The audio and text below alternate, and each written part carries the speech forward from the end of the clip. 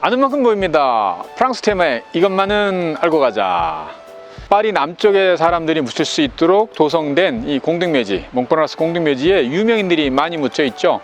뭐 예를 들면 겐즈부르크나 자유의 여신상을 만들었던 바르톨리라든가 여자의 일생을 쓰기도 하고, 에펠탑에서 늘 점심을 먹으면서 이 흉측한 에펠탑을 철거하자라고 운동을 벌였던 모파상이나 이런 사람들도 묻혀 있고, 몇 년 전에 프랑스의 유명한 대통령 자크 시락이 묻힌 곳도 바로 여기죠. 구독 꼭! 좋아요 꼭! 자, 근데 우리들의 마지막 갈 곳은 죽음이겠죠. 그 죽음을 받아들이는 프랑스인들의 문화를 보실 수가 있는데, 삶과 죽음이 같이 공존하는 이런 문화들. 자, 여기는 니키드 생팔의 작품을 보고 계시는데요. 자기의 친구 장 자크가 돌아가셨을 때 그 묘 위에 멋있는 조각 작품을 남겨놨죠. 먼저 너무 일찍 떠난 친구를 그리워하면서 새로 표현하고 있는 니키드 생팔의 작품입니다. 이 몽파르나스 이 묘지에 있는 유명인들의 작품과 그 묘비명, 그리고 아름다운 묘를 저와 함께 여행하시죠.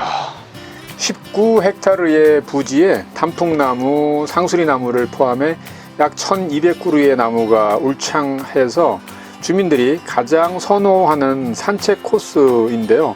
유명인들의 묘를 찾는 관광객들도 붐비는 곳이죠.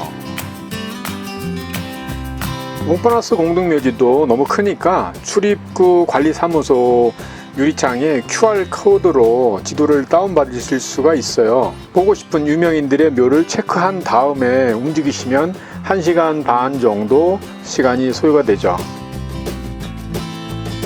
야, 이건 기가 막히다. 무슨 뭐 천국의 계단을 만들듯이 저건 뭐지?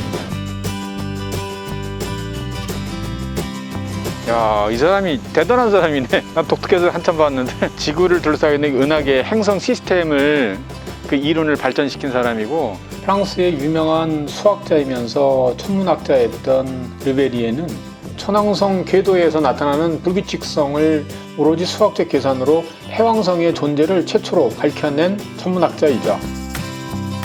파리 7대학 교수였었는데 프랑스의 한국어과를 만드신 분이네. 오, 슈발리에 훈장도 받으셨어.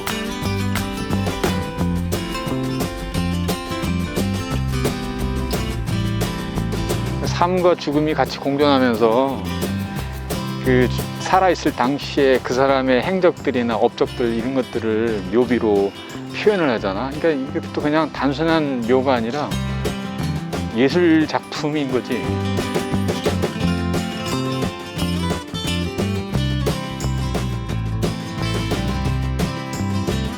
프랑스의 대표적인 현대 여류 화가이자 조각가인 니키드 생팔이 먼저 떠난 조수를 위해서 만든 고양이가 똑똑하죠. 또 하나는 먼저 떠난 친구를 그리워하면서 만든 새라고 하는 작품을 보고 계시죠. 해시계다. 야, 멋있게 해놨다. 저 이쪽에서 보는 거 아니야? 근데 이제 미리 다음 타자를 위해서 이렇게 자리를 마련해놨어. 그래가지고 돌아가시면 거기다가 명패만 갖다 붙이면 돼. 집 대문 하듯이. 묘지 옆에 있는 아파트들이 더 비싸대. 사람들이 묘지 옆에 와서 자기 부인, 뭐 할아버지, 남편 꽃을 매일 와서 해야 될 거 아니야. 묘 정리를 해야 될 거 아니야. 그래서 더 비싸대.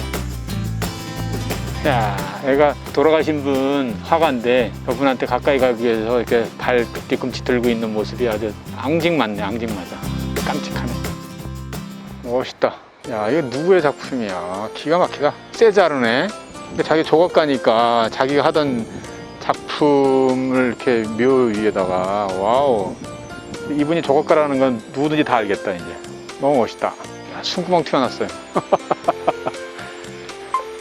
저기 돌아가신 분 숨 쉴 수 있게 밑에 숨구멍 튀어났어. 이렇게 숨 쉬라고. 야, 꽁스탄틴 브랑쿠시야. 브랑쿠시 조각가. 꽁스탄틴 브랑쿠시라고 해서 유명한 조각가인데 설마 그 사람일까?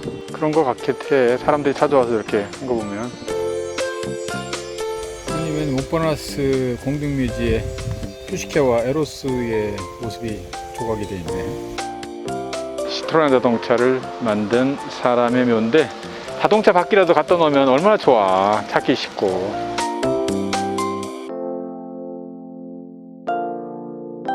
화재 위험이 없고 폭발 위험이 없는 렁프 B종이라고 하는 기름 램프를 발명한 샤를로 B종이라는 사람인데, 부인은 누워있지만 샤를로 B종은 누워서도 침대에서도 발명하는 그 아이디어를 적기 위해서 필기도구를 챙기고 있는 모습이 조각되어 있죠. 이게 드리프스가 프랑스의 근대에서 현대로 넘어가는 그 사건이 일어났던 드리프스 사건, 그 주인공이 바로 이 양반인데 대령으로 진급했네.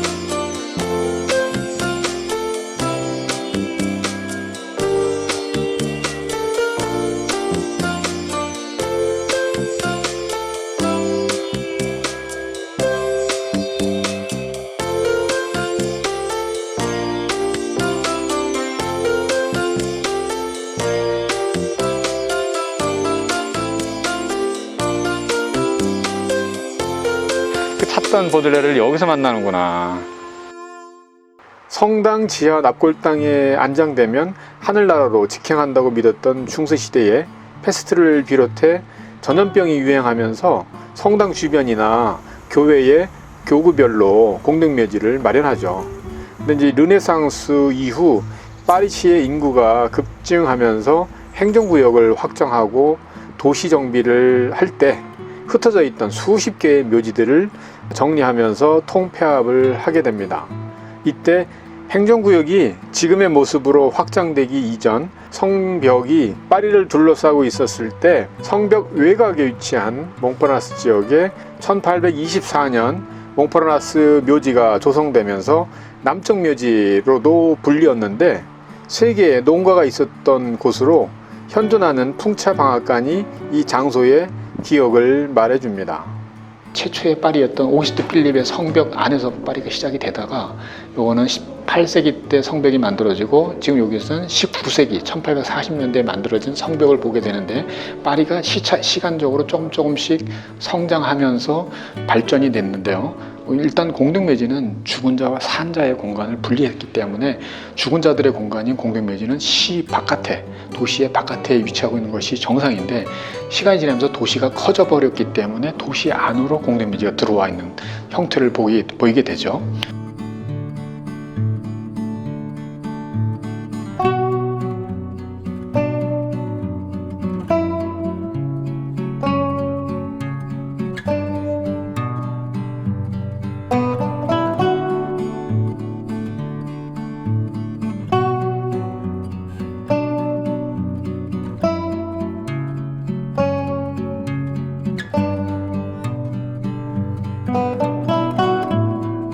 야, 기드 모파상이라고 해서 여자의 일생 쓰고 에펠탑 흉측하다고 욕을 했던 그 작가의 묘가 너무 초라하기 때문에 이거 찾는데 시간 많이 걸렸어요. 근데 이 모파상의 묘를 찾으면서 느낀 게, 결국 우리들의 인생도 마지막 종착역은 이렇게 초라하고 소박할 텐데 하는 생각이 드네요. 지금까지 알고 가자 프랑스와 함께 하셨고요. 더욱 알차고 유익한 정보는 아래 링크를 참조하셔서 저희 사이트 홈페이지를 보시면 좋겠습니다. 감사합니다. 봉바야즈. 야, 사르트르와 시몬드 보부와 묘 앞에서, 야, 이거 집사람이 주먹밥이야. 볼품 없지만 영양가는 많아. 몽파르나스 공동묘지에서 돌아다니다가 벤치에 앉아서 집사람이 싸준 주먹밥을 먹으면서 참 사랑이 느껴지네.